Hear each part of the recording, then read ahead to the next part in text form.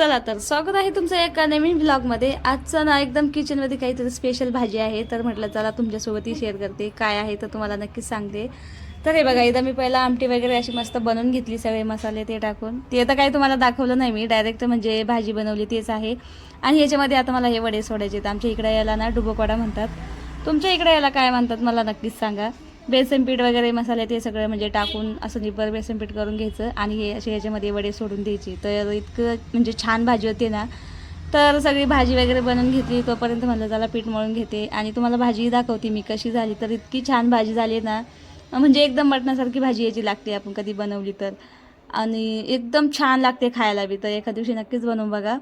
आणि जेव्हा बी मी असं ब्लॉग्स वगैरे स्टार्ट करते ना, तर गाड्या खूप मध्ये येतात आणि इतका आवाज येतोय ना, तर त्याच्याकडे दुर्लक्ष करा, कारण की हॉर्न वगैरे खूप याच्यात आवाज येतोय आणि आमचं घर रोडवरच आहे। खूप वेळा मी तुम्हाला सांगितलंय की गाड्यांचा खूप आवाज येतोय, आता त्याला मी बी काही नाही करू शकत। तर चला पुढे आता स्वयंपाक वगैरे माझा झालाय, म्हटलं चला आता सगळ्यांनी मस्त गरम गरम जेवून घेतलं पाहिजे।